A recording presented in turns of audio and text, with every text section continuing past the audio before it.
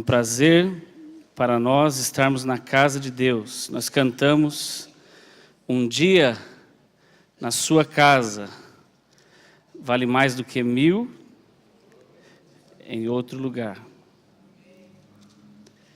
Eu sei que você sabe que a igreja somos nós, não é? Sabe disso? Mas é muito bom estarmos aqui, não é? O salmista diz: alegrei-me quando me disseram, vamos à casa do Senhor. E nós sabemos que ele queria dizer a respeito de estarmos congregados. Você gosta de estar aqui? Hoje nós ouvimos uma palavra pela manhã sobre aproveitarmos, né, essa comunhão, essa amizade que nós temos neste lugar e desenvolvermos isso. Então que nós possamos realmente amar estar neste lugar, amar estar juntos, amar estarmos em comunhão. Quanto mais nós estivermos motivados a estar assim, as pessoas vão perceber e vão querer também fazer parte disso. Eu creio, não é? As pessoas vão amar estar conosco, porque elas vão perceber como é bom estar no meio deste povo. Amém? Glória a Deus. Abra sua Bíblia, por favor, no Evangelho de João, capítulo 8. Nós vamos falar a respeito desse tema, né? A ignorância aprisiona, mas a verdade liberta. E o texto está em João 8, bem conhecido, não é? Capítulo 8, e o versículo 32. Quem disse isso foi Jesus, porque no versículo 31 diz assim: Jesus dizia, pois aos judeus que criam nele, se vós permanecerdes na minha palavra, verdadeiramente sereis os meus discípulos. E o 32 diz: e conhecereis a verdade, e a verdade vos libertará. Vamos dizer novamente? E conhecereis a verdade, e a verdade vos libertará. Isso era Jesus dizendo para nós. Vamos dizer a nós, agora nós falando para nós mesmos. Então nós vamos falar: se eu conhecer a verdade vai me libertar. Amém? Vamos lá? Se eu conhecer a verdade vai me libertar. Amém? Foi bom o ensaio. Vamos falar novamente? Se eu conhecer a verdade vai me libertar. Amém? É a Bíblia quem diz isso. Na verdade, quem disse foi Jesus, o autor. Eu poderia dizer que ele é o autor da palavra, mas ele é a própria palavra. Vamos orar? Amém. Pai, nós te agradecemos e te louvamos por esse tempo maravilhoso. Obrigado por tudo que o Senhor tem feito até aqui, Pai. Nós somos gratos a Ti. Nós viemos aqui esta noite para nos reunir, para adorar a Ti, como já o temos feito desde o momento em que chegamos. Obrigado por essa equipe, por esses irmãos abençoados que estão se preparando desde as 16 horas para nos proporcionar esse momento. Obrigado por cada vida que se dispôs a estar aqui hoje. Nós queremos estar aqui, Senhor, porque nós sabemos que cada vez que nós estamos neste lugar, a Tua palavra diz que o Senhor ordena a bênção em meio à nossa comunhão. E nós saímos daqui, é assim que nós acreditamos, melhores do que nós chegamos. E nós queremos mais uma vez hoje sair daqui mais crescidos, fortalecidos, para a honra e glória do Teu nome. Porque nós queremos, Pai, ser cada dia mais parecidos contigo. A Tua palavra diz que é da Tua vontade que todos nós cheguemos à unidade da fé, à estatura de varão perfeito. Todos nós devemos nos parecer contigo, é isso que nós queremos, Pai. Nós te agradecemos por tudo e pedimos ao Teu Espírito Santo que venha a falar conosco nesta noite pela palavra, porque o Teu Espírito Santo habita em nós. E é Ele que nos convence, a Bíblia diz, do pecado, da justiça e do juízo. E que Ele possa nos convencer daquilo que nós precisamos mudar para tornarmos pessoas cada vez melhores, Pai. Cada vez mais parecidos contigo. Nós somos Teus filhos. E nós queremos ter o Teu DNA transparecendo nas nossas vidas, para que as pessoas, ao olharem para nós, possam dizer: Cristo, na sua vida, realmente é uma esperança para mim. Pai, nós te agradecemos por esse momento, em nome de Jesus. Amém. Glória a Deus. A palavra de Deus, ela é muito maravilhosa. Eu não sei se você a ama, mas se você não tenha analisado muito, você e eu deveríamos fazê-lo mais, não é? Nós temos que nos aprofundar na palavra todos os dias. O texto diz: conhecereis a verdade e a verdade vos libertará. Quem disse isso foi o próprio Jesus.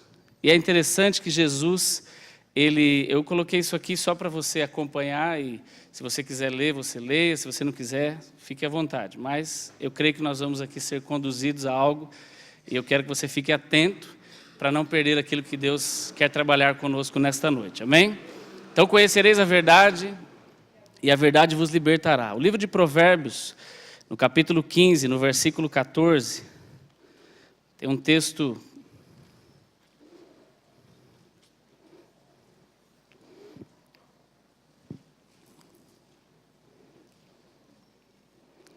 Provérbios 15, 14. Diz assim: o coração sábio buscará o conhecimento, mas a boca dos tolos se apacentará da estultícia. A versão da linguagem de hoje diz: aqueles que não são sábios não vão querer o conhecimento. Quando Jesus falou: conhecereis a verdade e a verdade vos libertará, ele estava nos falando de conhecermos a Ele mesmo, não é? Tanto é que no versículo, logo à frente, no mesmo capítulo, no versículo 36, ele fala: se pois o Filho vos libertar, verdadeiramente sereis livres. E é interessante que a Bíblia, ela vai se amarrando, não é? Filho, quando ele falou filho, ele estava falando dele mesmo. Você concorda com isso? Sim ou não? Sim. O filho é o verbo, isso está escrito lá em João 1:1. No princípio era o verbo, e o verbo estava com Deus, e o verbo era Deus. Então Jesus era o verbo, a palavra que lá em Gênesis 1 nós vemos: e disse Deus. Esse disse, haja luz, é a palavra, é Jesus. Amém? Muito bom. O verbo é a palavra, e a palavra é a verdade. Se nós olharmos para João 14:6, o que Jesus disse lá? Eu sou o caminho, a verdade e a vida. Ninguém vem ao Pai se não for por mim. Então o próprio Jesus, ele se intitula como sendo a verdade. Por isso, se o Filho vos libertar, verdadeiramente sereis livres. Por isso que esse texto, né? Conhecereis a verdade. Na prática, Jesus estava falando: se você me conhecer, aí sim você vai ser livre.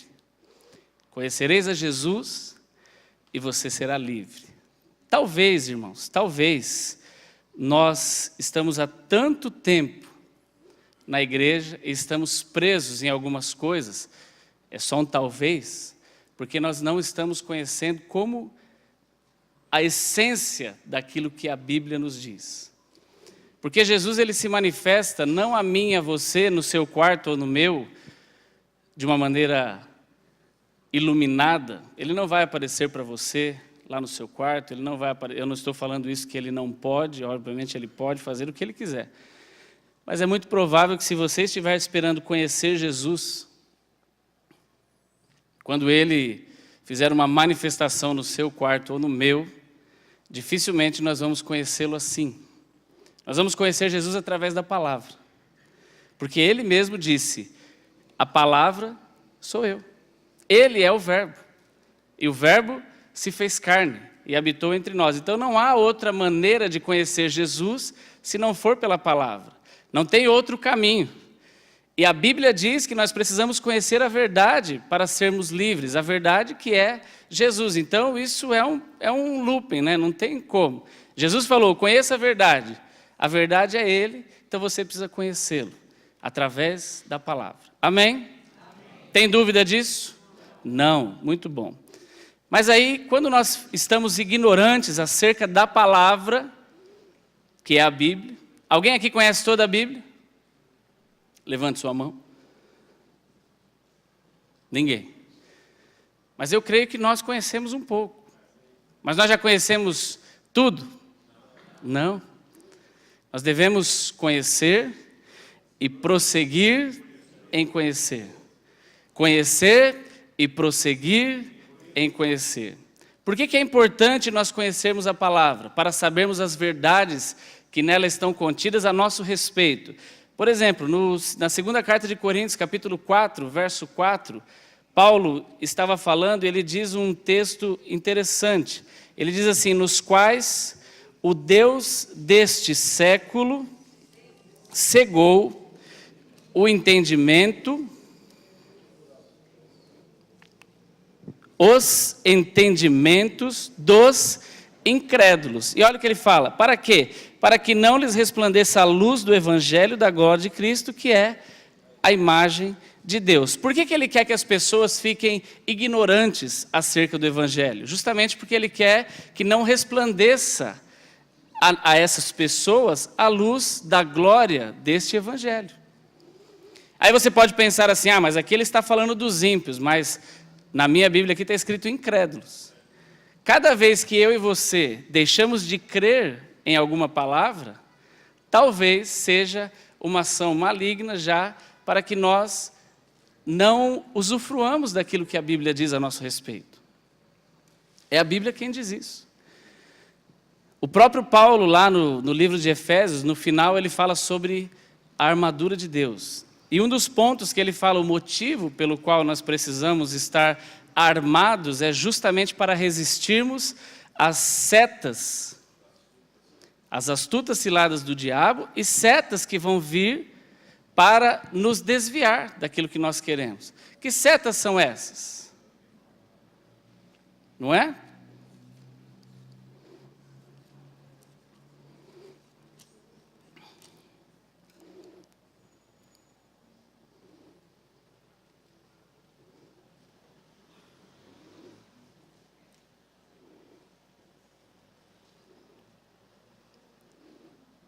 Ele diz, estais por firmes, na verdade o 13, não é?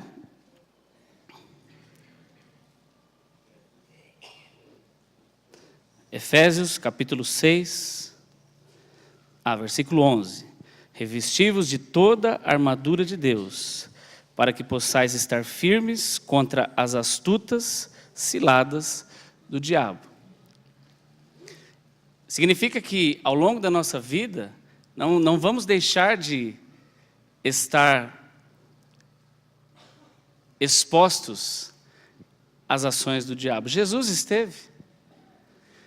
E é interessante, nós estávamos ouvindo ontem na ministração do pastor Massal, que todas as respostas de Jesus não foram com palavras que ele inventou ali na hora. Mas ele usou a palavra de Deus. Quando o diabo lhe ofereceu, transforma essa pedra em pão, Jesus falou, nem só de pão, está escrito, nem só de pão viverá o homem. Quando o diabo falou assim, olha, se jogue daqui, e o próprio Deus vai mandar com que os anjos lhe agarrem, Jesus respondeu, está escrito, não tentarás ao Senhor teu Deus.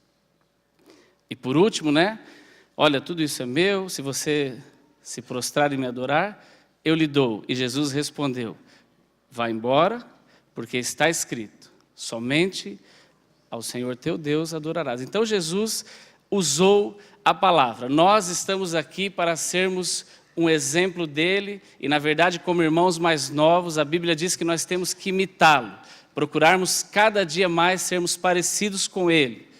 Então, irmãos, não tem outra maneira de nós nos aplicarmos a crescermos e nos parecermos com Jesus, se não for pela palavra.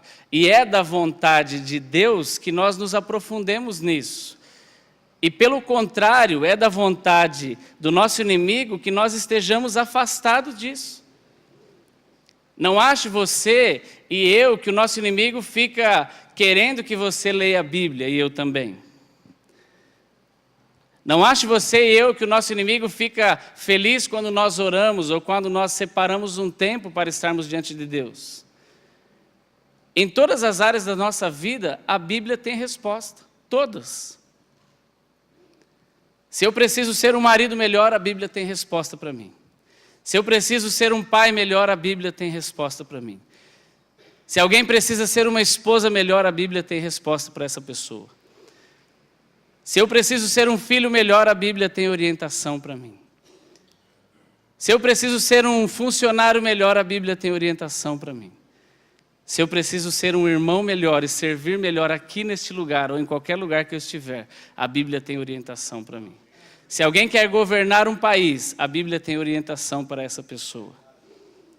Para todas as áreas. Se você está com dificuldade nas suas finanças, a Bíblia tem orientação para você.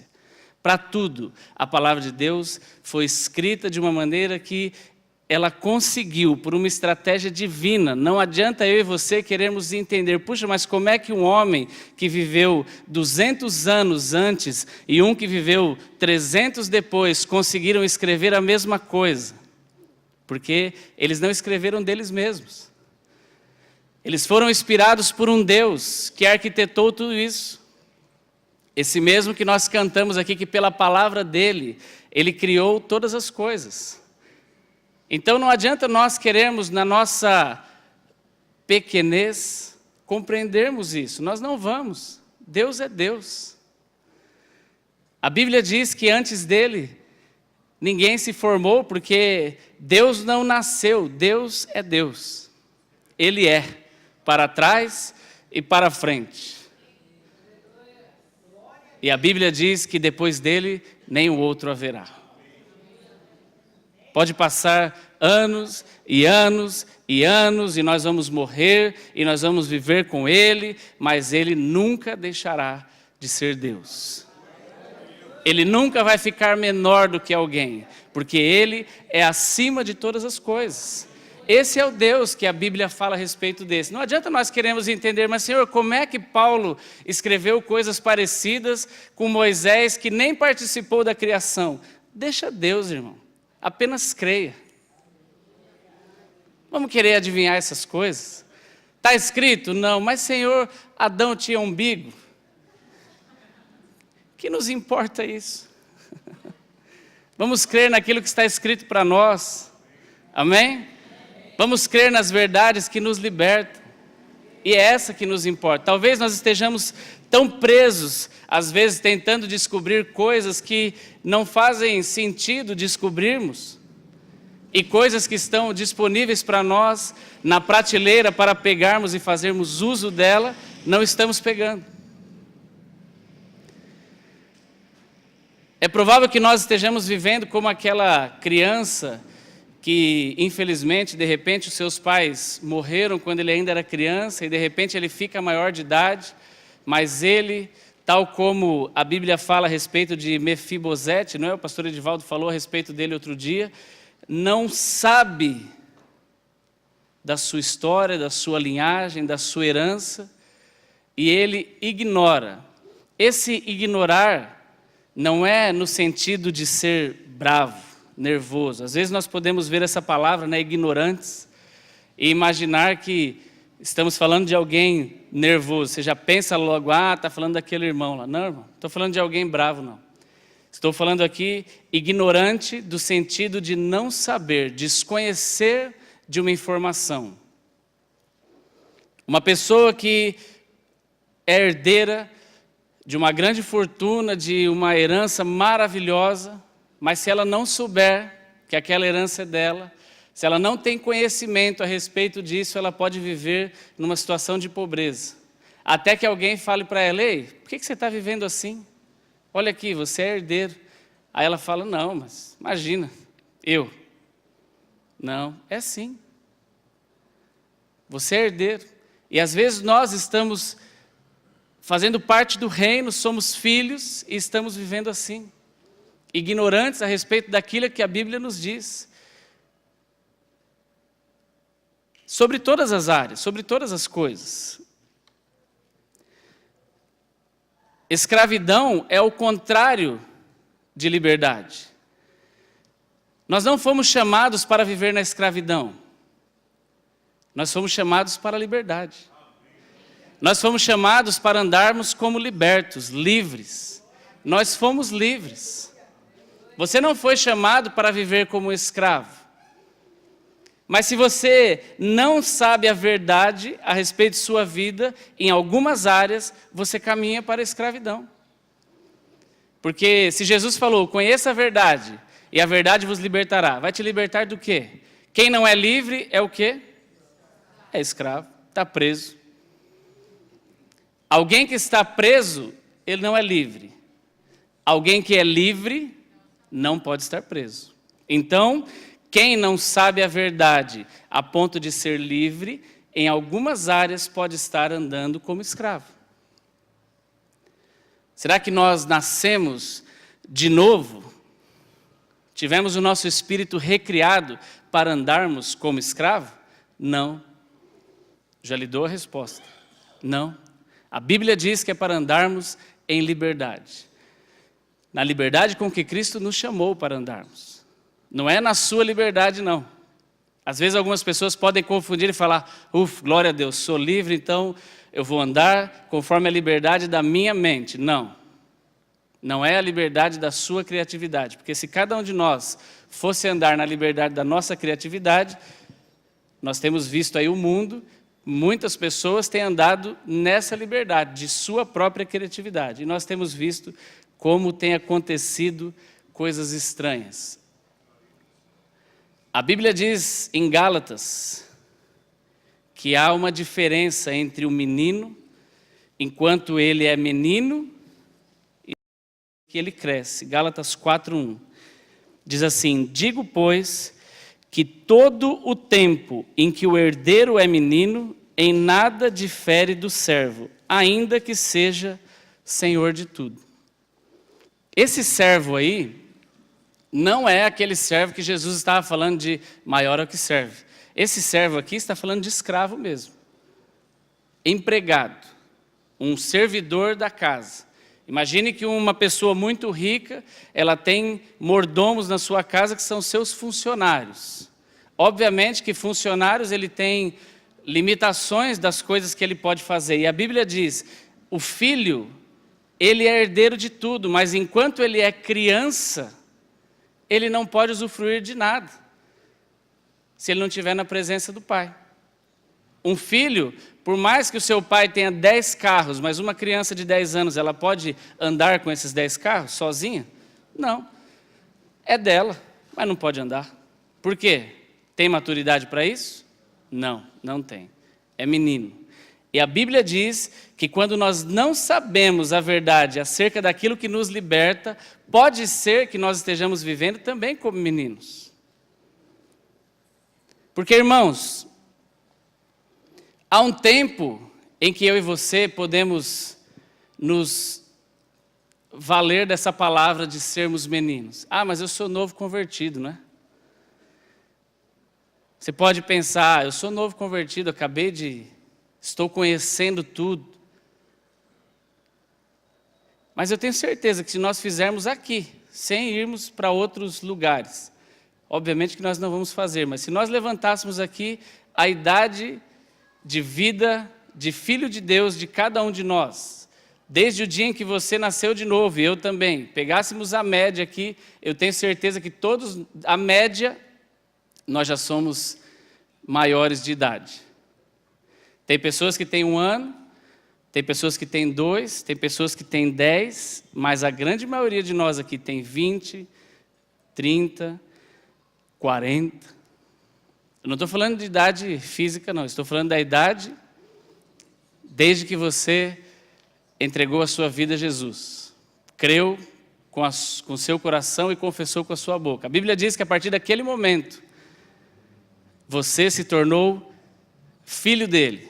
Você creu nisso? Amém. Então, se nós pegarmos a idade, desde aí eu tenho certeza que nós aqui, na média, somos maiores de idade. Será que nós estamos vivendo já como senhores ou ainda estamos vivendo como meninos? Eis a questão, não é? Será que nós já estamos experimentando aquilo que há tanto tempo nós falamos? E é interessante que nós vemos, estava procurando aqui se o irmão Francisco estava, e ele está. É interessante que nós vemos pessoas novas chegando, e obviamente que eu não estou falando da idade do irmão Francisco, porque ele tem idade para ser o meu irmão mais velho. Te ajudei, hein? É provável que ele tenha idade para ser meu pai? E eu não estou falando então da sua idade física, mas o irmão Francisco está conosco há quanto tempo, irmão Francisco? 2 anos. Ele tem dado testemunhos aqui que a maioria de nós ainda não experimentou. A respeito de cura, por exemplo. O que é isso? Alguém pode explicar? Ah, mas é porque ele é mais bonito. Talvez. É muito belo. Mas será que é isso? Ah, mas é porque Jesus achou graça, ou o irmão Francisco achou graça e a sua esposa aos olhos de Jesus mais do que todos nós. Será que é isso? Eu creio que não. Eu creio que faz parte de ter entendido, enquanto outros não. Aí você pode falar assim, ah, mas também uns milagrinhos. E quais são os que você tem contado? A dor na perna é fácil, né? Ué, você não está falando nem de dor de cabeça? E eu também? Nós não estamos falando testemunho nem de febre? Então, glória a Deus por alguém que entende e se levanta e começa a experimentar essas coisas e nos fazer crescer também. A Bíblia diz, né, que iam chegar alguns, iam tomar o lugar de outros. Obviamente que eu não estou falando que esse irmão está aqui com essa intenção. E glória a Deus pela sua vida, meu irmão. Continue assim, nos fazendo crescer com seus testemunhos. Mas eu estou falando que todos nós temos que começar a contar as maravilhas que Deus fez, está fazendo e vai fazer nas nossas vidas. Porque Ele tem que fazer. A Bíblia diz que é direito nosso. Não fique preocupado se eu vou falar de direito, porque eu vou falar de deveres e de direito. Antes que você fale, vou falar de tudo. Mas será que nós estamos vivendo realmente aquilo que Deus tem para nós? Será que nós estamos entendendo o que a Bíblia diz a nosso respeito? Será que nós fazemos dimensão da herança que Deus preparou para nós? Ou será que nós estamos vivendo assim, vou na igreja hoje, né? Porque hoje vai ser legal, vai ter um pastor de fora, vai ter o Massal. Alguns que não sabiam o que era o Massal, viram lá Shugihara e falaram, meu Deus, um japonês. Quase não tem no nosso meio, né? Só o irmão Paulo ali. Então vamos ver. Será que nós estamos na igreja só para vou hoje, para ver quem vai pregar? Né? Só com uma curiosidade assim de vir à igreja. Tá frio, vou para a igreja. Tá calor, vou para a igreja. Não tem outra coisa para fazer? Será que nós estamos há tanto tempo, irmãos? Tanto tempo. Sabe, outro dia o André estava ministrando aqui, ele falou, cadê os milagres? E a resposta é, estão à nossa disposição. Está faltando a gente crer. Está faltando a gente crer, tomar posse e começar a declarar as coisas. Você crê para isso? E eu também. Então vamos crer juntos. Não fique aí no banco achando assim, mas que bobeira, né? Eu quero dar um testemunho, nossa, quando alguém levitar. Não. Comecemos com testemunhos assim, mais modestos. Jesus contou uma parábola e falou assim, quem é fiel no pouco, será colocado no muito. Será que nós não estamos ficando cada vez mais longe do muito, daquilo que nós consideramos muito, porque nós desprezamos o pouco? Você ora e fala, Senhor, eu preciso tanto ir trabalhar hoje, em nome de Jesus eu repreendo essa dor de cabeça. E você fica, nem percebe, dali meia hora você está curado, só que você esquece, foi só uma dor de cabeça mesmo. E por que nós menosprezamos isso? É a palavra. A Bíblia fez questão de registrar que Jesus curou a sogra de Pedro. Ela estava com o quê? Enferma, com a perna cortada, amputada, morta. Ela estava com o quê? Febre. Para que esse registro? Vamos menosprezar? Não, esse testemunho é Jesus só pôs porque, sei lá, queria agradar Pedro.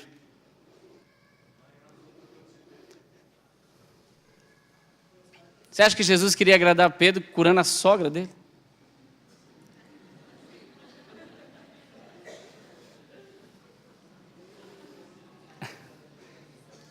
Se fosse para agradar, ele ia curar a esposa, né? A Bíblia não fala, mas se ele tinha sogra, ele tinha esposa. Revelação.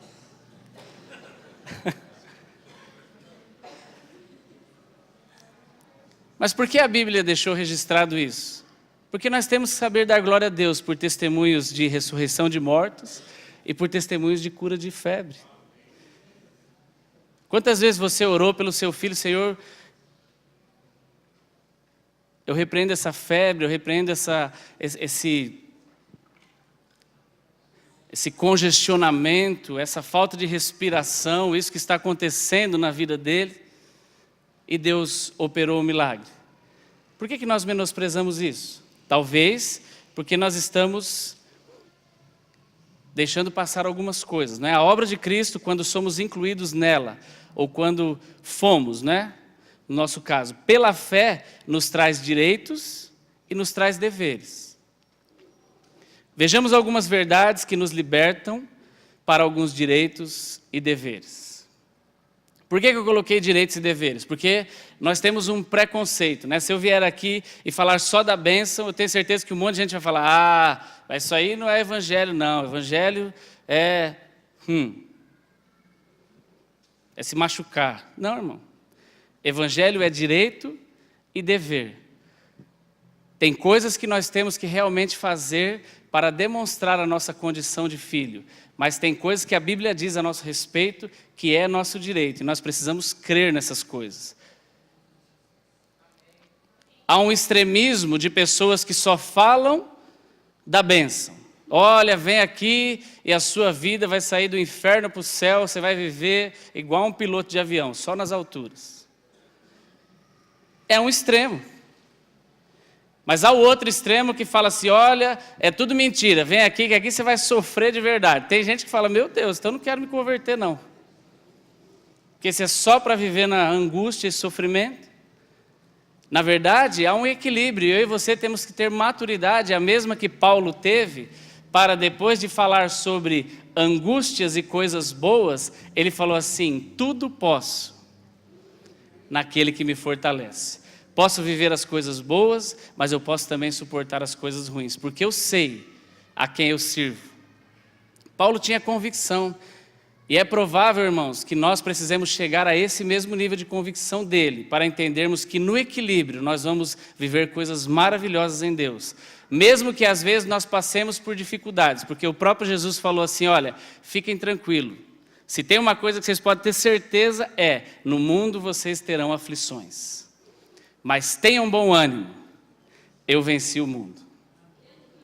O mesmo Jesus que também passou por aflições, porque a Bíblia fala a respeito delas, ele falou, vocês vão passar também, mas eu venci o mundo. O que ele quis dizer? Vocês também vão vencer.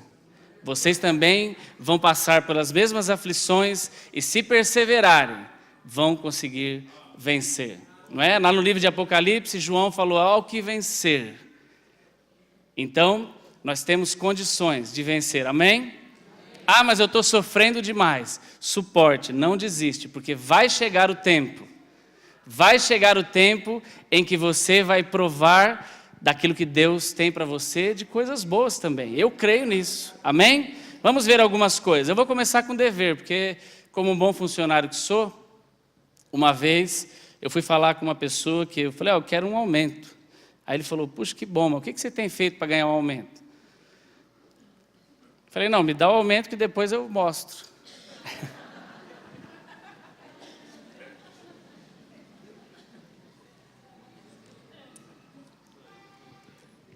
Ele falou, vamos fazer o seguinte, faz primeiro e depois eu te dou o aumento. Então eu aprendi que a gente tem que se preocupar primeiro com o dever, né?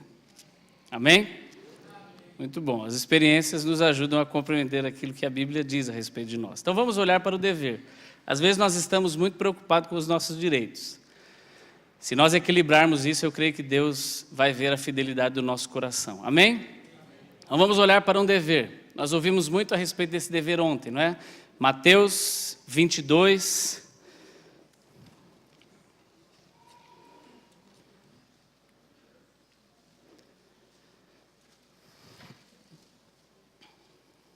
Versículos 36 e 37.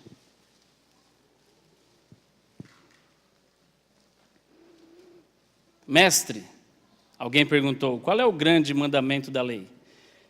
E Jesus disse-lhe, amarás o Senhor teu Deus de todo o teu coração, de toda a tua alma e de todo o teu pensamento. Com base naquilo que nós ouvimos ontem, se você não veio, eu sinto por você, você perdeu, mas você que veio, o nosso irmão que estava ministrando aqui, o pastor, falou o seguinte, falou que Deus procura pessoas que o amem de verdade. Essas pessoas é que são ou serão os verdadeiros adoradores, aqueles que Jesus falou para a mulher samaritana. Eu não estou preocupado com quem adora no monte, eu não estou preocupado com quem adora no vale, eu não estou preocupado com quem adora na igreja, eu não estou preocupado com quem adora em pé, de joelho ou sentado.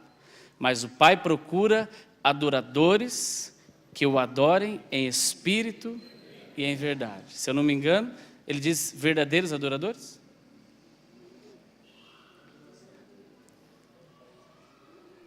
Então, amar a Deus sobre todas as coisas, e ontem nós aprendemos um link a respeito disso, que os verdadeiros adoradores são aqueles que amam a Deus sobre todas as coisas. Então, um dever nosso, irmão, você não tem como fugir disso e eu também, é amarmos a Deus. Eu coloquei aí confissão, por quê? Porque olha só, eu vou insistir nisso. Se você ficar bravo, problema seu. Reclame com o nosso apóstolo. Aí ele não me deixa mais vir aqui. Se for pertinente. Mas o que acontece? Há 30 anos, quando nós começamos a aprender a respeito de tudo isso com o pastor Disseu e com a irmã Ruth, ele sempre nos falou, confesse a palavra. Confesse. Escreva no carro, escreva na porta de casa, escreva no espelho, pendure na geladeira, para você não esquecer, confesse. Por que até hoje a nossa igreja tem esse DNA de memorização de versículos? Por causa disto que ele sempre fomentou entre nós, né? E nós temos visto as crianças com a ansiedade de aprender algum versículo para falar aqui na frente, tudo isso é fruto deste trabalho. Então nós precisamos confessar, irmão. Mas às vezes você fala, Senhor, eu queria tanto memorizar a palavra, você só vai aprender confessando, falando. Existe tanta coisa que nós podemos confessar.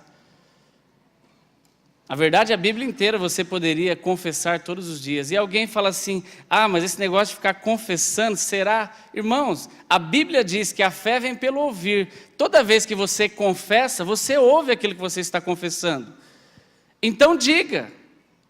Hebreus diz assim, pela fé entendemos que os mundos, pela palavra de Deus, foram criados. Não é pela força do pensamento. Não adianta você falar, é pensamento positivo. Pensamento não, palavra. Aí você fala assim, mas vou ficar falando palavra negativa? É lógico, você vai falar palavra negativa, Senhor, eu quero ficar doente. Não. Você tem que falar, eu quero ser curado. Aliás, eu já sou. Porque é o que a Bíblia diz.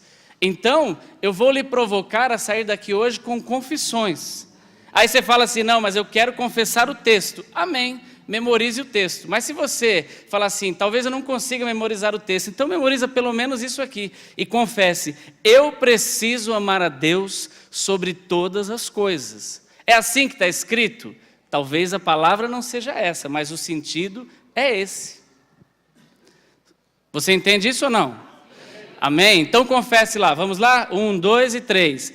Eu preciso amar a Deus sobre todas as coisas. Isso é facultativo? Facultativo significa você pode escolher amar ou não. E eu lhe pergunto, você pode escolher amar a Deus sobre todas as coisas?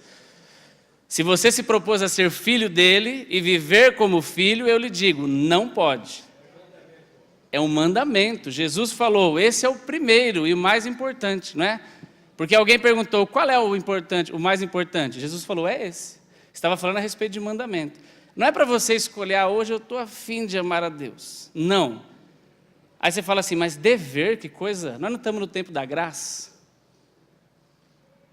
E quem falou que na graça não tem deveres? Não é, pastor Sérgio? Quem falou que a graça é para você andar, agora estou livre. Talvez você e eu estejamos livres da lei de Moisés, mas a Bíblia fala a respeito de muitos deveres que você e eu temos que honrá-los. Mas eu não quero honrar. Tá bom. Perde tudo. Não tem como escolher, eu quero só esse pedaço, esse eu não quero. Eu quero só essa fatia, essa eu não quero. Irmãos, é um pacote. Ou você agarra ele inteiro, ou você vai ter só aquilo que você quiser. A Bíblia diz de algumas pessoas que serão salvas como pelo fogo. Mas Jesus falou, eu vim para que você tenha vida, e vida em abundância. Você quer ser salvo pelo fogo, assim, só passar com C menos, ou você quer ter uma vida, aquela que Jesus prometeu? O que você escolhe? Eu escolho a vida abundante, irmãos. Aí você fala, não, metido. Amém. Se você enxerga assim...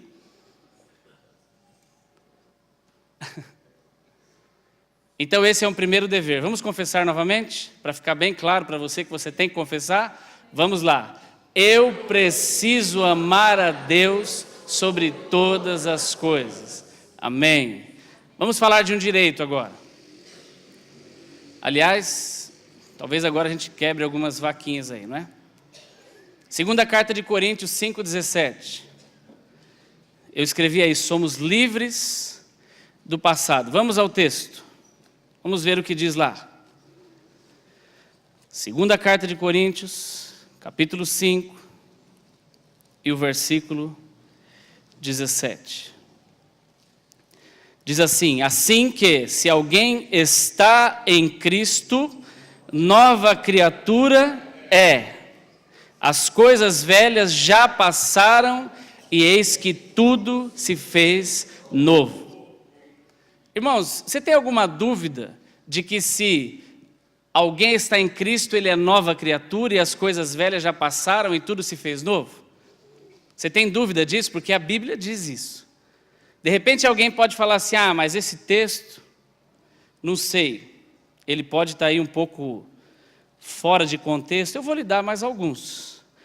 Colossenses 2, 13 e 14. Vamos ver lá. Eu vou ler rapidinho aqui para a gente não gastar muito tempo. Colossenses, capítulo 2, verso 13 e 14. Diz assim, havendo riscado a cédula que era contra nós, nas suas ordenanças, a qual, de alguma maneira, nos era contrária, e atirou do meio de nós, cravando-a na cruz, e despojando. Na verdade, eu li o 14, mas é o 13 e o 14. Vou ler o 13, desculpe. E quando vós estáveis mortos nos pecados e na incircuncisão da vossa carne, vos vivificou juntamente com ele, perdoando-vos algumas ofensas. Quantas? Todas. Mas está falando aqui de coisas menores, né? Matar alguém, se alguém matou, não está incluso aqui, né? Não, aquele cara lá que... Mas matou 10. Será? O que você acha? A Bíblia diz isso, perdoando-vos todas as ofensas, havendo riscado a cédula que era contra nós nas suas ordenanças, a qual de alguma maneira nos era contrária. Estava indo contra nós, mas ele diz que ele atirou do meio de nós, cravando-a na cruz. Quem fez essa obra? Jesus. Não há dúvida sobre isso. Isaías 43:18 diz: não vos lembreis das coisas passadas, e nem considereis as antigas. No mesmo capítulo lá de Isaías 43, no versículo 25, o profeta sendo usado diz que Deus fala: eu mesmo apago as tuas iniquidades. Não há dúvida.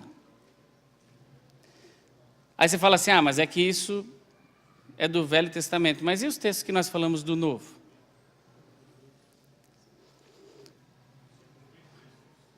Irmãos, se nós estamos livres, nós somos livres. Há pessoas que ainda ficam voltando. Eu sinto. Quem falou que é para nós sentirmos? Outro dia o pastor estava ministrando aqui, ele falou: você não tem que sentir nada. E é fato, a Bíblia não diz para você sentir. A Bíblia não diz para que eu tenha que sentir: ah, mas eu não sinto que eu estou perdoado daquele pecado, porque aquele foi demais. Nossa, aquele merecia até ser manchete de jornal. Não. A Bíblia não fala isso. A Bíblia fala que daqui para frente nós não temos que pecar mais, mas daqui para trás nós estamos diante de Deus como se nós nunca tivéssemos pecado, porque alguém que rasgou, riscou, ele não se lembra mais do seu pecado. Ele apagou. Ou você acha que está brincando aqui a Bíblia e Deus tem lá alguns arquivos no seu bolso para falar: ó, eu sei o que você fez no passado. Não. Não é isso que a Bíblia diz. A Bíblia diz que nós fomos libertos. Ah, mas eu quero fazer, eu quero curar, eu quero que ore. Amém, irmão, não há nenhum pecado nisso. Tem pessoas que querem se sentir melhor pedindo para alguém: ore, porque quando eu tinha 6 meses de idade, alguém amarrou uma corda branca no meu pé e escreveu sei lá o quê, eu acho que eu estou preso nisso. A Bíblia diz que você não está, mas se você quer que alguém ore, amém. Ninguém vai falar para você: ó, por causa disso você vai morrer. Não. Podemos orar. Ah, mas a Bíblia diz lá em Deuteronômio 28 que até a 200ª geração, não é isso que fala, tá bom? Mas a Bíblia fala lá que se a pessoa for amaldiçoada, ela vai ser até tantas gerações. Irmãos, você esquece que existem duas dispensações, 2 tempos. Existe uma aliança antiga e existe uma aliança nova. A Bíblia diz que eu e você não fazemos parte da aliança antiga. Nós fazemos parte da aliança nova. Há coisas que o Velho Testamento ele nos ajuda a compreender a obra toda, porque a própria Bíblia diz: não ignora aquilo, porque aquilo é uma sombra, aquilo vai lhe fazer compreender muitas coisas. Mas eu não posso ficar preso naquilo, porque inclusive a Bíblia diz: aquela aliança é imperfeita, e ela foi substituída por uma que é perfeita. Então eu lhe digo sem medo de errar, você que está preso: ah, mas puxa vida, e fica até talvez depressivo por causa disso. Ah, mas aquele pecado, aquilo foi tão intenso, aquela coisa, eu não consigo me perdoar. Então, irmão, eu lhe digo: não é Deus que não lhe perdoa, talvez você não esteja se perdoando, mas a Bíblia diz que se você entregou a sua vida a Ele, e você passou a ser morada do Espírito Santo, nós vamos falar disso também, a Bíblia diz que Deus já lhe libertou de todas estas coisas, e você é verdadeiramente livre. Não é que você vai ser um dia, não, a Bíblia diz que você já está livre, amém? Então creia nisso. Vamos confessar o que está escrito aí? Você pode? Se você quiser, você memoriza todos os textos, tá bom? Mas eu fiz aqui um resumo, amém? Vamos lá. Eu sou perdoado e estou diante de Deus como se nunca tivesse cometido pecado, amém? Você crê nisso? Então vamos confessar novamente. Eu sou perdoado e estou diante de Deus como se nunca tivesse cometido pecado. É isso. Diga glória a Deus. Amém, irmãos. Nós temos que crer nisso mesmo. Amém? Vamos avançar. Mais um dever. Você não ficar tão cheio dos seus direitos e esquecer dos deveres, não é? Mateus 22:39. No mesmo texto que Jesus estava ali conversando com as pessoas e eles falaram: qual é o principal mandamento? Jesus respondeu: amar a Deus sobre todas as coisas. E o próprio Jesus continuou. E o segundo, semelhante a este, amar o próximo como a ti mesmo. 39, não é? E o segundo, semelhante a este, é: amarás o teu próximo como a ti mesmo. Dá para escolher ou é imperativo? Palavra bonita, hein? É um mandamento. Não tem escolha, irmãos. Aí você pode perguntar, mas quem é o meu próximo, né? Por exemplo, 1 João 4, 7 e 8 diz que nós devemos amar a Deus, né? É importante amarmos a Deus, mas no versículo 20 e 21 ele fala assim: quem diz que ama a Deus, que não vê, como pode não amar o seu irmão a quem você vê? Jesus falou a respeito do próximo. O que nós consideramos de próximo? Quem é o teu próximo? Pastor Nilo, quem é o seu próximo? Quem é o seu próximo mais próximo? Oh, a Márcia, que benção. Mas é só a Márcia o próximo dele? Não. Quando eu saio na rua, o meu próximo é aquela pessoa que eu encontro. Quando eu estou no trânsito, o meu próximo talvez seja o motorista ao lado. Quando eu estou na condução, o meu próximo seja aquela pessoa que está te apertando, te empurrando, não é? Pedindo licença, tentando te empurrar com a mochila dela.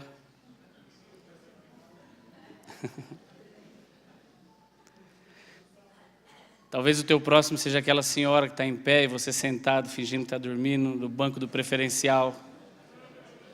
Talvez.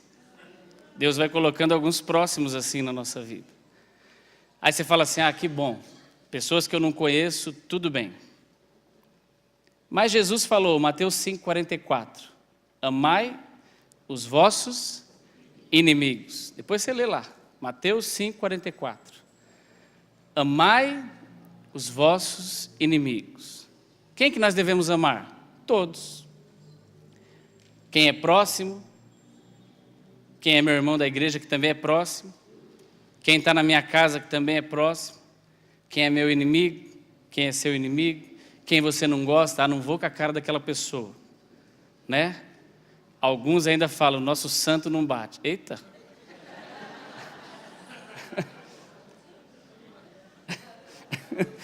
Tá amarrado, né? Meu santo não bateu com o dela. Quem é o seu santo, irmão? O santo é você e o Espírito Santo habita dentro de você, né? Então, não tem essa de nosso santo não bateu. Eita, nós, sai para lá. Nós temos que amar, irmãos. Aí alguém pode ficar perguntando, mas quem que é meu próximo, né? Nós quer descobrir quem é teu próximo. Todo mundo que você tem que amar é teu próximo. Se trombou é teu próximo. Está perto de você é teu próximo. É teu filho é teu próximo. Não tem conversa, né? Vai na padaria comprar pão, o balconista é o teu próximo. Saiu do balcão, foi para o caixa, a senhora do caixa já é teu próximo. Quem estiver perto de você, está no teu radar, é o seu próximo. Ame essa pessoa, é um dever seu, meu. Não dá para escolher, não é facultativo, não dá para ficar, mas esse aqui é amarelo, esse é azul, esse é branco, esse é preto, esse é roxo. Não dá. Se Deus colocar alguém de avatar, de azul, para andar com você, você tem que amar ele. Tá bom? Não tem jeito. Vamos confessar o que está escrito aí? Você pode também, novamente, decorar todos os versículos, mas, se você quiser, está aí um resumo da confissão. Vamos lá? Eu preciso amar o meu próximo, irmão ou inimigo. Vamos dizer novamente? Eu preciso amar o meu próximo, irmão ou inimigo. Dá para escolher? Não dá para escolher. Outro direito. Primeira carta de Coríntios 3,16. É um texto bem conhecido. Esse texto fala a respeito do Espírito Santo que faz morada em nós. É interessante isso aqui porque eu creio que algumas pessoas realmente têm dificuldade de entender essa palavra. 3,16 diz assim: não sabeis vós que sois templo de Deus e que o Espírito Santo, ou o Espírito de Deus habita em vós? E o 17 diz assim: e se alguém destruir o templo de Deus, Deus o destruirá. Porque o templo de Deus que sois vós é santo, Aí o 6, 19 e 20. Ou não sabeis que o nosso corpo é o templo de Deus, ou o templo do Espírito Santo, que habita em vós, provenientes de Deus, e que não sois de vós mesmos? Porque fostes comprados por bom preço. Glorificai, pois, a Deus no vosso corpo, no vosso espírito, os quais pertencem a Deus. Quando nós... Bom, antes eu quero só fazer um parênteses aqui.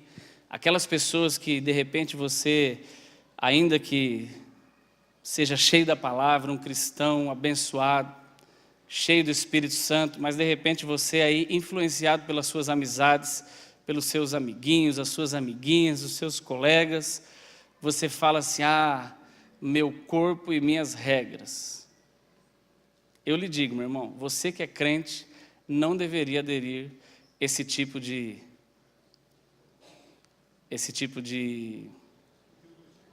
ideologia. Muito obrigado. Fecha o parênteses. Tá bom? Vamos lá. Primeira carta de Tessalonicenses, 5:23, ele fala assim que, Paulo falando, né? Que nós temos um espírito, alma e corpo. Todos nós, temos essas três composições, aí, vamos dizer assim. Nenhum de nós aqui, eu, você, não somos só esse corpo. Esse corpo, na verdade, ele é apenas uma caixa. Ele é algo para guardar, né, para que seja uma habitação da alma e do espírito. Mas é interessante que a Bíblia diz que lá em Gênesis, quando Adão foi criado, Adão foi feito desse mesmo jeito, não é?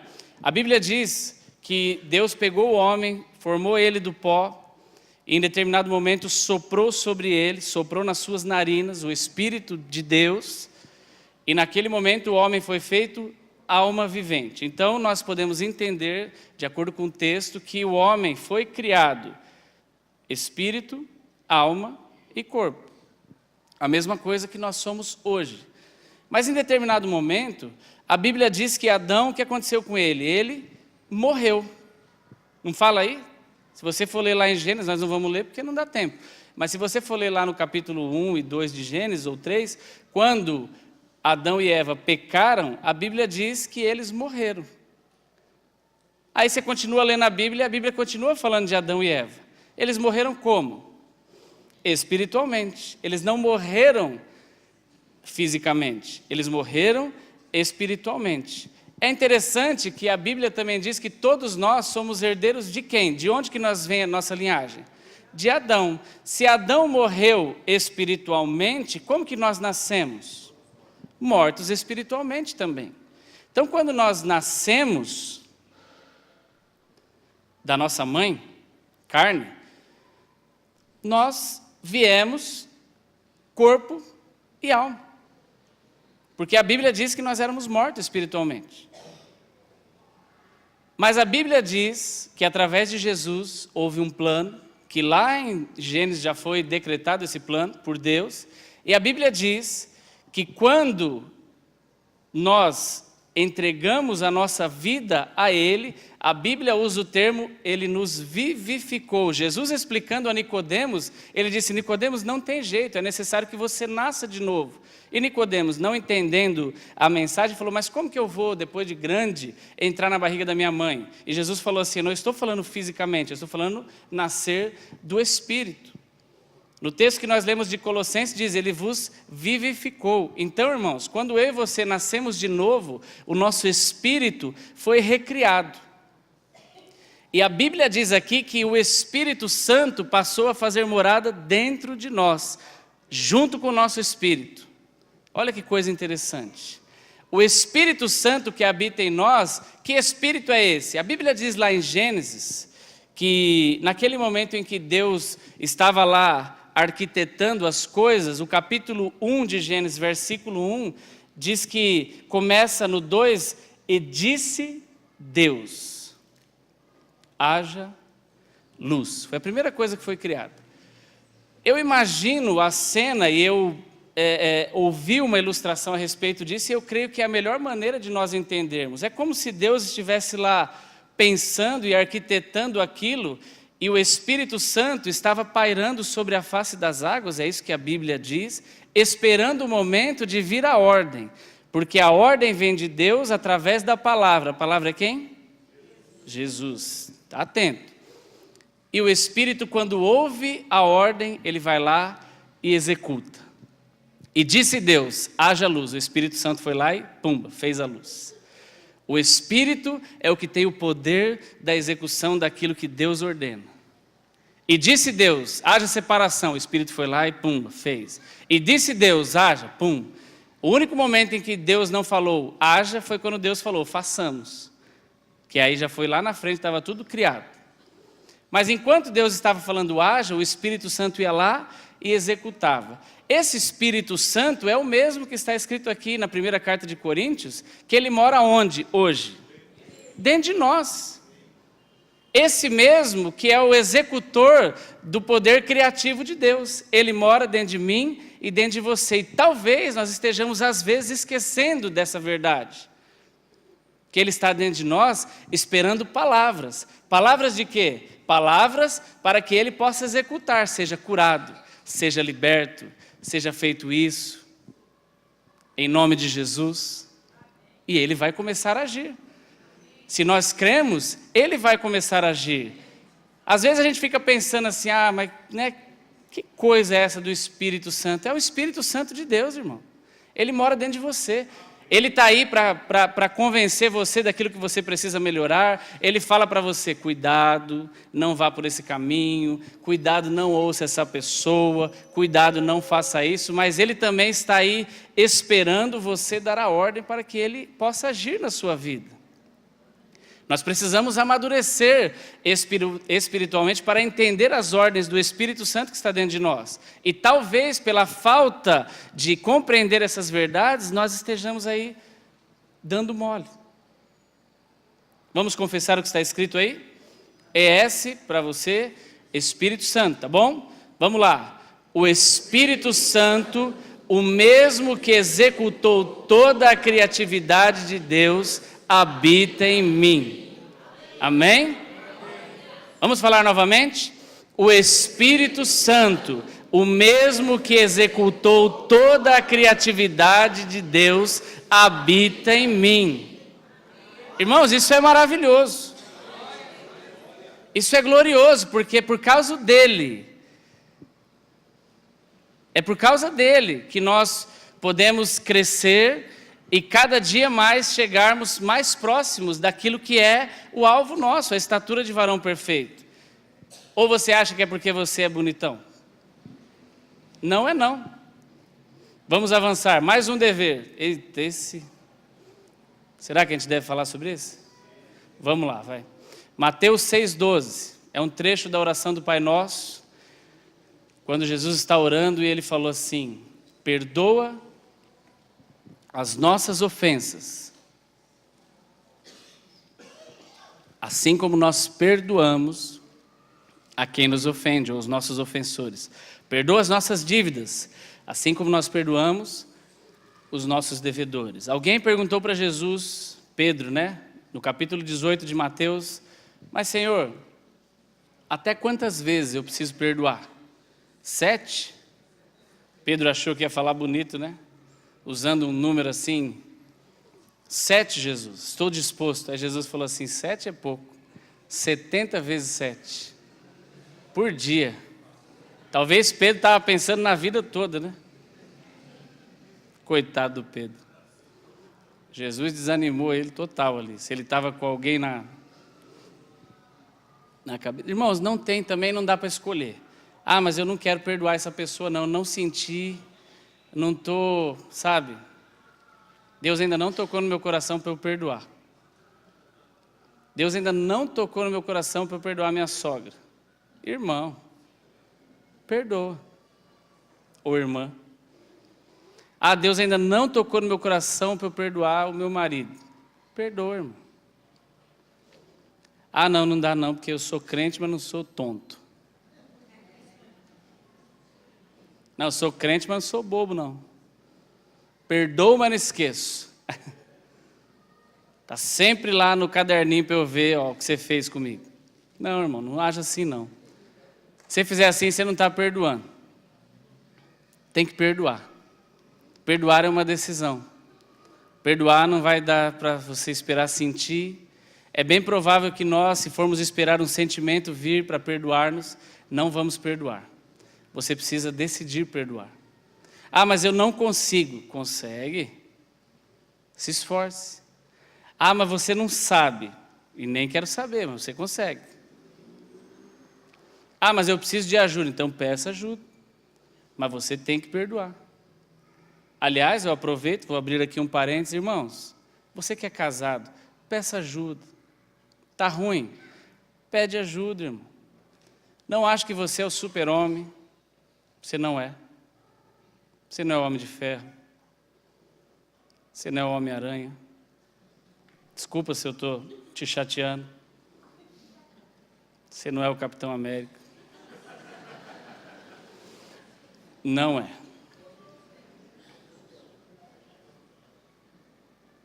Irmã, você não é a Mulher Maravilha, você não é a Capitã Marvel.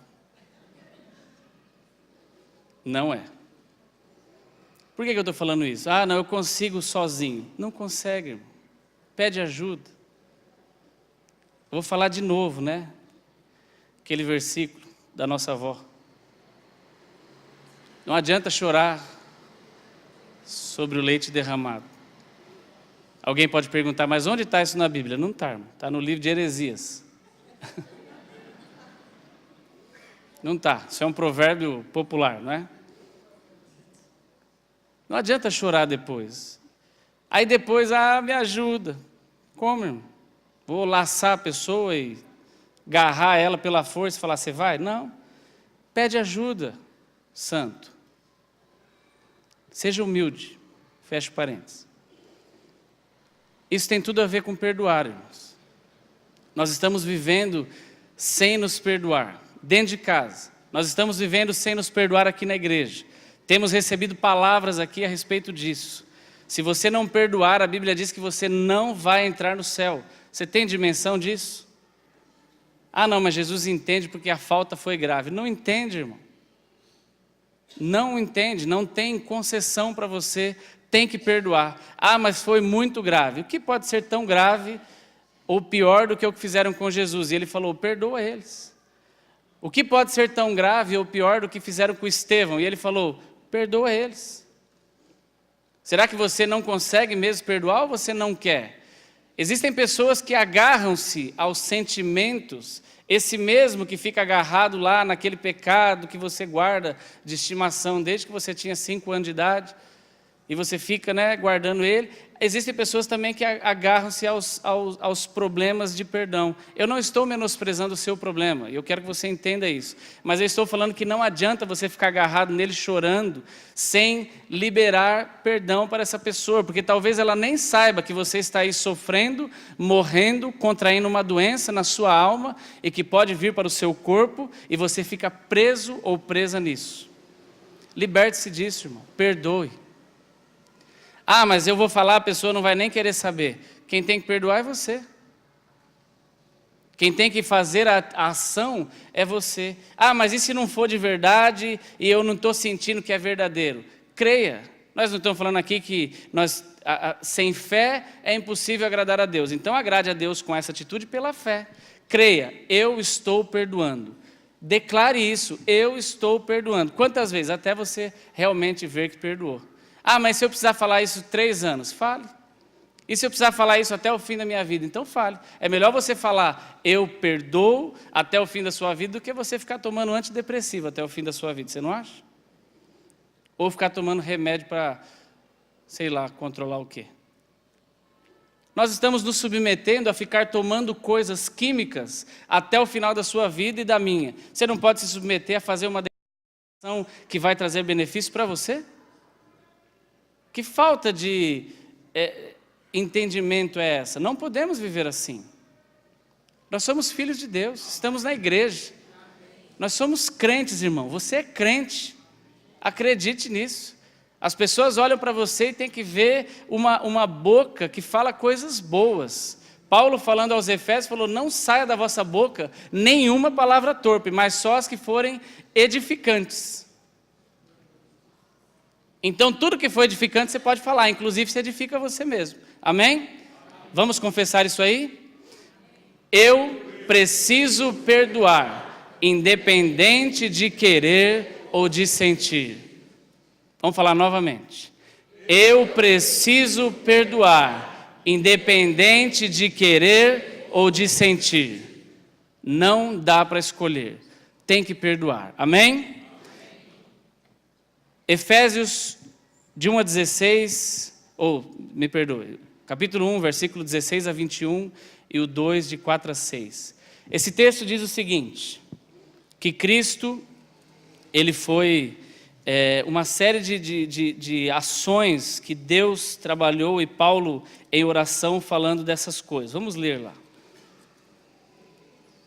Diz assim: não cesso de dar graças a Deus por vós, lembrando-me de vós nas minhas orações, para que o Deus de nosso Senhor Jesus Cristo, o Pai da glória, vos dê em seu conhecimento o espírito de sabedoria e de revelação, tendo iluminado os olhos do vosso entendimento, para que saibais qual seja a esperança da sua vocação, e quais as riquezas da glória da sua herança nos santos, e qual a sobreexcelente grandeza do seu poder sobre nós, os que cremos, segundo a operação da força do seu poder. Versículo 20, que manifestou em Cristo, ressuscitando dos mortos e pondo à sua direita nos céus, acima de todo principado e acima de todo principado e poder e potestade e domínio e de todo nome que se nomeia, não só neste século, mas também no vindouro. Capítulo 2, versículo 4 diz assim: mas Deus, que é riquíssimo em misericórdia, pelo seu muito amor com que nos amou, estando nós ainda mortos em nossas ofensas, nos vivificou juntamente com Cristo, pela graça sois salvos, e nos ressuscitou juntamente com Ele, e nos fez assentar nos lugares celestiais em Cristo. Está falando a respeito de quem? Diga: de mim. Está falando de mim e de você. Está falando de nós. Primeiro Paulo fala aqui de Jesus, e depois fala de nós. Irmãos, nós temos uma condição que nós não imaginamos. Aí você fala assim: mas como que eu estou lá espiritualmente? Mas Jesus está onde? Deus está onde? O Espírito está onde? Mas o Espírito não está em mim, eu estou sentado com Ele. Irmãos, tem coisa que não adianta você querer fazer a matemática, porque você não vai entender de maneira lógica. Você tem que acreditar. Ah não, mas aonde que está Jesus? Eu queria estar sentado lá com Ele, espiritualmente, mas se Ele está lá espiritualmente, eu estou aqui fisicamente, o Espírito Santo mora dentro de mim. Você começa a pensar nessas coisas e querer entender, não quero entender aonde está o lugar. Quero entender o seguinte: o teu espírito está assentado com Cristo em Deus. E a Bíblia diz que acima de todas essas coisas aqui que estão escritas no versículo 21, acima de todo principado, e poder, e potestade, e domínio, e de todo nome que se nomeia, não só neste século, mas também no vindouro. Essa é a condição em que você está. Essa é a condição em que nós estamos. Ah, mas vamos orar. Eu vou orar, Senhor. Eu vou orar por isso que eu estou querendo para mim, mas eu vou orar até baixo. Eu vou orar até baixo para ver se o diabo não ouve, porque vai que ele rouba. Irmãos, olha onde nós estamos. Olha onde nós estamos. Nós aprendemos aqui, tivemos um estudo a respeito dos poderes, desses poderes aqui, foi o nosso próprio apóstolo que nos ministrou isso, e é óbvio que nós aprendemos ali. Eu não estou falando para você ficar, o diabo está aqui debaixo dos meus pés, e ficar menosprezando, achando que ele é um tolo. Ele não é. A Bíblia diz, inclusive, que ele anda ao nosso derredor, bramando como um leão e buscando a quem possa tragar. Ele não é bobo, não. Acontece que às vezes você e eu ficamos, nossa, tem um principado que está em cima de uma potestade, que está em cima de um outro, meu Deus do céu, eles vão acabar com tudo, vai vir um raio de lá. Não, irmãos, A Bíblia diz que Jesus está acima de todos eles. E a Bíblia diz que nós estamos com Cristo nessa mesma posição. Qual é a dúvida? Ou você crê ou você não crê. Ah, mas eu acho isso tudo muito fora de lógica. E quem falou que tem lógica para a minha mente e a sua compreender? A Bíblia diz que você não tem que entender. A Bíblia diz que você e eu temos que crer. Então creia. Amém? Creia. Vamos crer. Porque muitas coisas nós estamos deixando de viver pela falta de crer, irmãos. Vamos confessar o que está escrito aí? Vamos lá. Em Cristo eu estou acima de todo principado e poder e potestade e domínio e de todo nome que se nomeia neste século e em qualquer outro. Amém? Quando Paulo escreveu a Bíblia, ele estava num século muito atrás do nosso, quando ele escreveu a parte dele, né? Por isso que ele falou assim, não só neste século, mas também no vindouro. Eu sei que você é inteligente, a gente acabou de entrar no século, então para você não adianta você falar assim, ah, Senhor, tanto nesse século quanto no próximo, não, você não chegará no próximo, pelo menos nessa vida. Talvez os bebezinhos que nasceram agora, mas nós... Então, não só neste século, como em qualquer outro. Nós estamos nessa posição, creia nisso, amém? Penúltimo, obviamente que tem um monte, a gente podia ficar aqui 3 dias falando de dever e de direito, mas não dá, né? Vamos falar de alguns. Esse dever, eu creio que ele é muito importante para nós entendermos. Eclesiastes, vamos ler lá.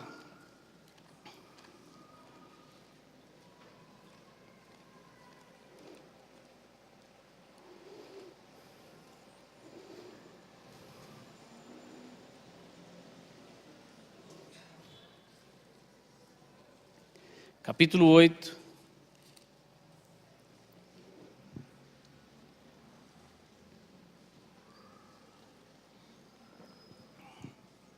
versículos 5 e 6. Diz assim, Eclesiastes 8, 5 e 6. Quem guardar o mandamento não experimentará nenhum mal, e o coração do sábio discernirá o tempo e o modo. Porque para todo propósito há tempo e modo, porquanto o mal do homem é grande sobre ele. Mas vamos pegar o 5 e a parte B do 6.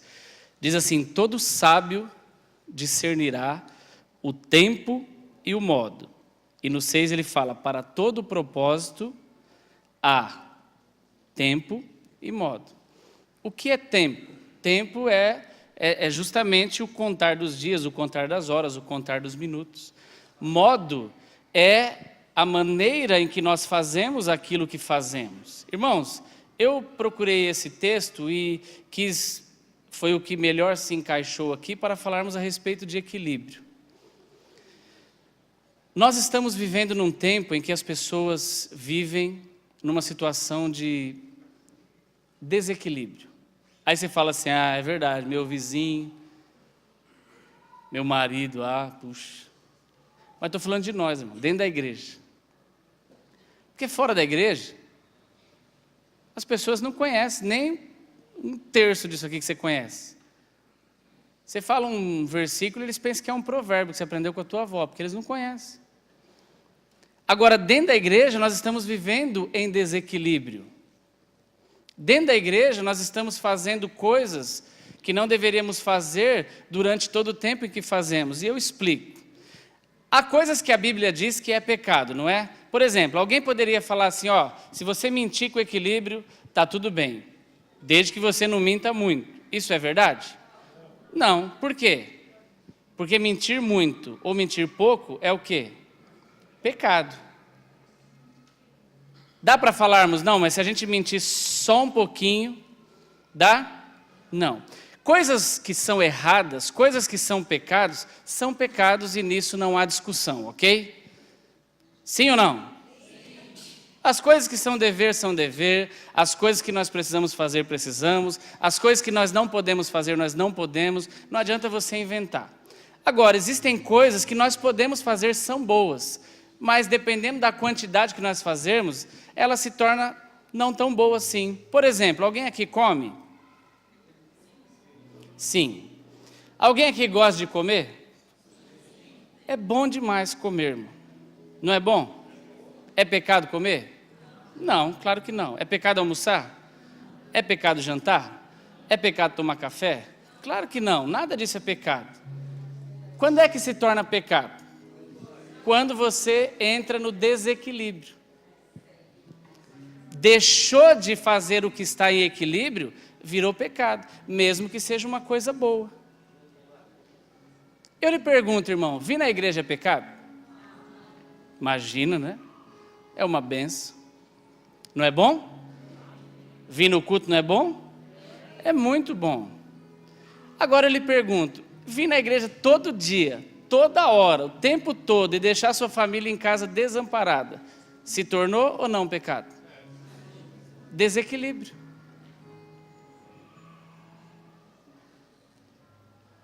Às vezes trabalhar é pecado, irmão? Não, claro que não, é uma benção. Aliás, se você não trabalhar, você não vai comer. Se você não trabalha pensando, Deus, faça chover, né? Cantando aquela música do Fernandinho, faz chover, pensando, né? Não vou trabalhar porque vai chover. Não, tem que trabalhar. Trabalhar é bom demais. Agora, ir trabalhar a ponto de esquecer de todo o resto, trabalhar pensando só nas coisas físicas, materiais, sem pensar em mais nada. Não tem tempo para a sua família, não tem tempo para a sua vida espiritual, está se afundando no seu trabalho. Deixou de ser bom e passou a ser o quê? Pecado. Porque você está idolatrando essas coisas. Tudo que nós fazemos em desequilíbrio é pecado. É um dever nosso entender que para todo propósito, para todas as coisas, tem um tempo e tem um modo. Tem um tempo em que nós precisamos fazer e tem um modo como nós devemos fazer. Existem maridos que estão atingindo suas esposas pela falta de equilíbrio. Existem esposas que estão atingindo seus maridos pela falta de equilíbrio. Existem pais, e eu falo isso e eu posso estar incluído nisso também, incluso nisso, fazendo coisas para os filhos em desequilíbrio. Às vezes nós passamos a fazer coisas para os nossos filhos. Eu nunca tive isso na minha vida. Olha, minha vida foi um sofrimento. Eu estava ouvindo um rapaz outro dia falando, eu achei tremenda a mensagem dele. E ele não é crente, ele é espírita. A Bíblia diz que às vezes os filhos das trevas serão mais prudentes do que os filhos da luz. Eu estava ouvindo uma mensagem dele, você já deve ter ouvido também, né? Às vezes você ouviu e falou, nossa, que pastor abençoado. E ele não é pastor, não. E ele falou assim, olha, justamente aquilo que a gente fala assim, eu sofri tanto na minha vida que eu não quero que meu filho passe por isso. Eu tive tanta falta na minha vida que eu não quero que meu filho passe por isso. Aí você vai lá e deixa seu filho não sofrer, deixa seu filho não ter falta de nada. E é exatamente a falta que você teve, é exatamente o sofrimento que você teve que faz você ser a pessoa que você é. Aí pelo nosso desequilíbrio, a nossa falta de conhecimento e a nossa falta de entendimento, nós resolvemos fazer tudo que os nossos filhos querem para que eles sejam as pessoas mais felizes do mundo, e quando chegam eles com 17 anos, eles estão em depressão, porque nós fizemos tudo errado. Não precisa nem chegar em 17, tem crianças de 12 anos se suicidando, você sabia disso? Tem adolescentes de 15 anos se suicidando. Tem meninos e meninas jovens se suicidando e tirando a própria vida. Por quê? Porque não estão sendo assistidos da maneira que queriam pelos pais. Só que nós estamos achando que estamos fazendo tudo certo, em desequilíbrio. Então é dever nosso, e eu quero que você confesse isso. Eu preciso, vamos dizer? Vamos lá, todo mundo junto. Eu preciso ser equilibrado. Em que áreas? Todas. Todas as áreas. Vamos dizer novamente? Eu preciso ser equilibrado em todas as áreas.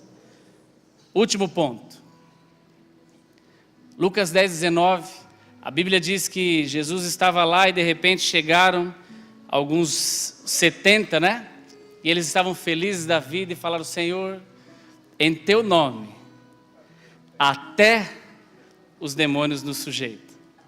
E Jesus tem ali uma conversa com ele, e em determinado momento Jesus fala assim: eu vos dou poder. Esse poder que Jesus fala, eu vos dou o poder para pisar serpentes e escorpiões, e está lá o texto. E toda a força do inimigo. Obrigado, pastor Francisco. E nada lhe fará dano algum. Esse texto, a palavra poder, ela é exousia, habilidade. Como é? Exousia. Obrigado, pastor Nilo. Habilidade. Então Jesus está falando assim para as pessoas: eu vos dou habilidade. Por que é importante nós entendermos isso? Depois, em João 1,12, o próprio Jesus, João falando a respeito dele, diz assim: mas a todos, quantos o receberam, deu-lhes o poder de serem feitos filhos de Deus. Esse poder também é o mesmo sentido, a habilidade. Mas aí nós vamos um pouco mais à frente, Atos 1,8. Quando Lucas está escrevendo ali, depois que Jesus subiu, Lucas fala assim: mas recebereis. O termo na sua Bíblia pode ser que seja virtude, mas podemos também traduzir como poder. Poder para serem testemunhas, não é? Tanto em Jerusalém, como em toda a Judéia e Samaria e até aos confins da terra. Esse poder de Atos, desse texto, não é mais habilidade. A tradução disso é dunamis. Dunamis vem de dinamite. Dunamis vem de algo que pode explodir alguma coisa. Você concorda com isso? Tanto é que lá em Efésios, no texto que nós lemos, fala assim: e o poder ressuscitou a Jesus dentre os mortos. Lembra do texto que nós lemos? Lá de Efésios, eu vou ler o texto para ficar bem claro.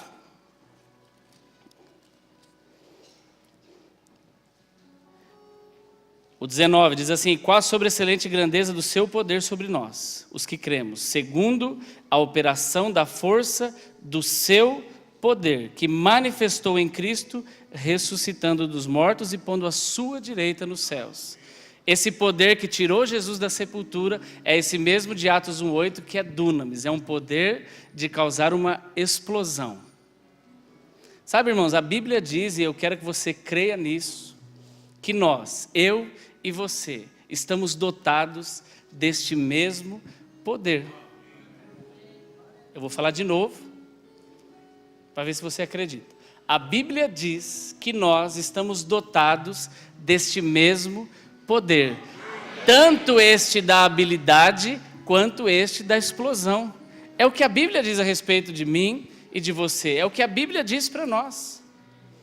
Sabe, é interessante, eu anotei aí mais para o meu lembrete, o livro de Gálatas, Paulo está lá ensinando, e em determinado momento ele fala assim: olha, em Abraão, todas as famílias serão benditas.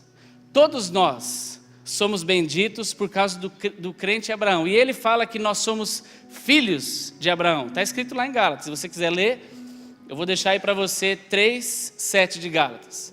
Paulo fala que nós somos filhos de Abraão. É interessante que Jesus, quando ele estava lá no seu ministério, em Lucas 13:10, a Bíblia diz que Jesus estava passando e ele viu. Nós temos que atentar aos detalhes, não é? Existe um texto que fala sobre aquela mulher que foi curada do fluxo de sangue. A Bíblia diz que ela correu até Jesus e tocou na veste dele, não é assim? Quando ela toca, ele fala: alguém me tocou. Mas acontece que aqui, a Bíblia diz que Jesus estava lá passando, pregando, sei lá o que ele estava fazendo, exercendo a sua função e o seu ministério, mas a Bíblia diz que ele viu uma mulher que havia 18 anos, estava encurvada, e ele chamou ela. E é interessante que a hora que as pessoas vão indagar Jesus: puxa vida, mas você curou no sábado? A resposta de Jesus falou assim: vocês hipócritas, no sábado, se o seu bezerro estiver lá morrendo, você vai lá e salva ele. Se a sua vaca estiver morrendo, você vai lá e ajuda ela. Não era lícito tirar da escravidão ou da prisão de Satanás esta filha de Abraão. Jesus enxergou nela algo que Paulo diz que nós também somos. Irmãos, quando nós falamos a respeito de cura, por exemplo, para falar sobre esse poder, nós deveríamos entender que nós não deveríamos ficar doentes. Ah, mas e se eu ficar? Vamos crer. Mas e se eu morrer? Vamos continuar crendo. Mas e se a pessoa por quem eu estou orando morrer? Deus continua sendo Deus e nós vamos continuar crendo. Ah, mas e se for o meu pai? Nós vamos continuar crendo. Mas e se for a minha mãe? Nós vamos continuar crendo. Mas e se for o meu filho? Nós vamos continuar crendo. Porque Deus vai manifestar isso nas nossas vidas. Há pessoas que talvez não vai haver a manifestação da cura nela, mas há pessoas em que vai. Nós vamos deixar de crer? Não vamos, e vamos crer. Você vai crer nisso ou não? A Bíblia diz que você é um filho de Abraão. Jesus não permitiu com que uma filha de Abraão ficasse doente. Então Ele não permitiria que nem eu e nem você ficasse também. A Bíblia diz que Jesus levou sobre si todas as nossas enfermidades. E Ele nos deu autoridade, poder para orarmos sobre todas essas coisas. E nós precisamos crer, irmãos. Vamos confessar sobre isso. Vamos lá? Eu tenho autoridade no nome de Jesus para declarar cura e libertação, inclusive em mim. Amém? Vamos falar novamente? Eu tenho autoridade no nome de Jesus para declarar cura e libertação, inclusive em mim. Amém. Você crê nisso? Amém. Glória a Deus. E eu creio também. Eu vou deixar aí essas 8 confissões que nós fizemos, mas olha para cá. Eu queria que nós avançamos um pouco aqui da hora, mas eu queria que nós orássemos sobre essas coisas. A maioria delas são coisas que você vai trabalhar na sua vida, são coisas que você vai remoer na sua vida, são coisas que você vai ruminar, são coisas que você vai trazer ao seu pensamento durante os dias e falar: Senhor, eu preciso cumprir os meus deveres, mas eu também posso usufruir dos meus direitos. Mas eu creio, irmãos, que nós podemos orar. Eu não sei a condição que você está, eu não sei se você veio aqui hoje com algum problema físico, eu não sei se você veio aqui hoje com algum problema espiritual, eu não sei se você veio aqui hoje com algum problema no seu trabalho, eu não sei se você veio aqui hoje com algum problema no seu casamento, eu não sei. Eu não sei se você veio aqui hoje talvez sem problema nenhum, não é? Eu creio que nós temos e podemos ter todos os tipos. E é normal, irmão, não se sinta inferior porque você está passando por uma fase ruim. Todos nós temos fases boas, fases ruins, todos nós podemos conhecer o desemprego, todos nós podemos conhecer a falta, todos nós podemos conhecer a abastança, todos nós podemos conhecer a doença e todos nós podemos conhecer a cura, todos nós podemos usufruir da saúde, todos nós podemos estar passando por um casamento maravilhoso e todos nós podemos passar por uma fase difícil no casamento. Todos nós podemos estar numa situação maravilhosa com os nossos filhos, mas todos nós podemos passar uma situação difícil com os nossos filhos. Não se sinta diminuído porque, puxa vida, será que o problema está em mim? Eu não sei te responder isso, mas eu sei que Deus é poderoso para fazer muito mais, além daquilo que nós pedimos ou pensamos, segundo o poder dEle, que a Bíblia diz que opera em nós. O poder é dEle, mas a operação é em nós.